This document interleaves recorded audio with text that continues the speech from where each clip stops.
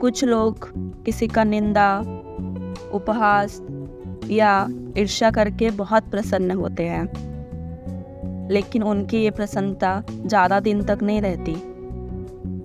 एक दिन वो अपने आप ख़त्म हो जाती है।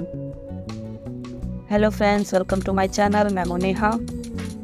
आप मेरे चैनल को सब्सक्राइब कर लीजिए अगर अभी तक किसी ने नहीं किया है तो, और इस वीडियो को एंड तक देखिए और पसंद आए तो लाइक भी कीजिए, शेयर भी कीजिए। और जिन्हें ये वीडियो पसंद नहीं है, जो नहीं देखना चाह रहे हैं, वो वीडियो को अभी स्किप कर सकते हैं। एक बार गौतम बुद्ध जब वन से गुजर रहे थे, तब एक राक्षसी हाथ में तलवार लेकर प्रकट हुई और कहा, अरे बुद्ध, आज तुम्हारे प्रेम को मेरी घृणा के सामने झुकना ही पड़ेगा।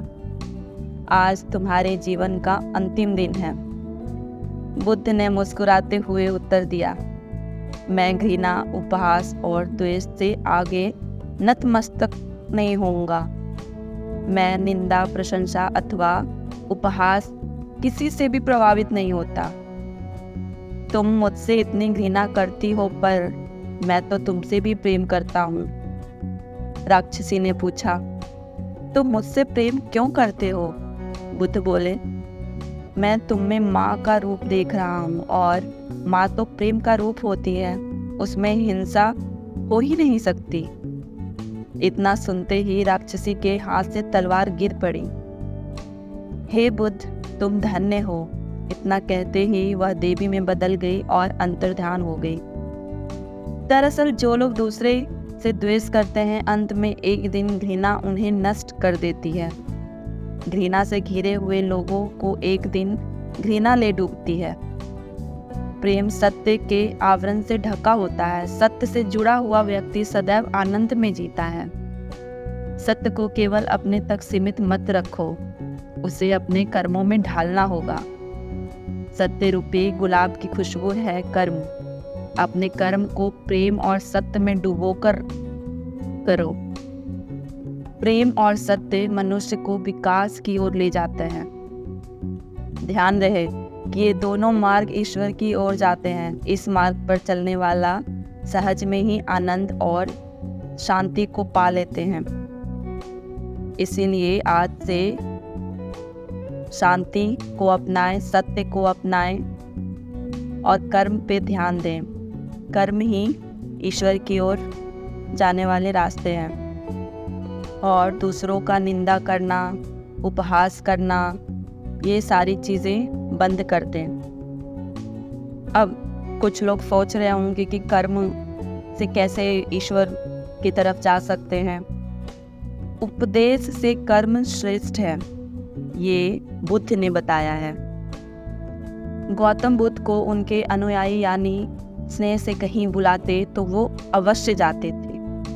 फिर जब बुद्ध पहुंचते तो श्रोताओं की भारी भीड़ उमड़ पड़ती।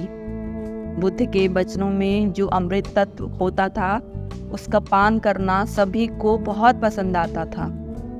उनके उपदेशों में ऐसा कुछ अवश्य होता था जिससे गंभीर समस्याएं सुलझ जाती और कुछ न कुछ सार्थक भी प्राप्त होता।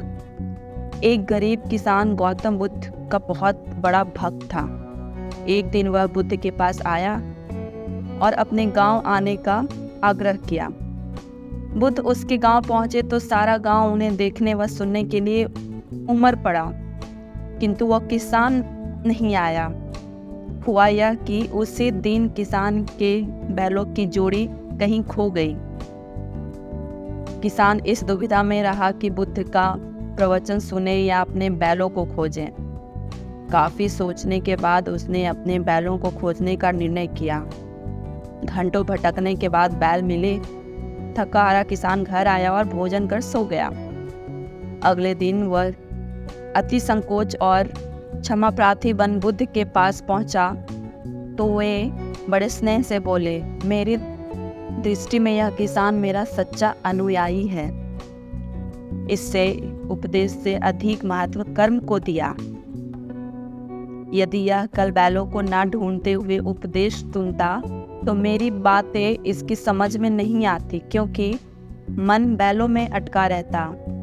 इसने कर्म को महत्व देकर प्रशंसनीय काम किया। यह है कि हम जहाँ जिस भूमिका में हो उसका ईमानदारी से निर्वाह करें।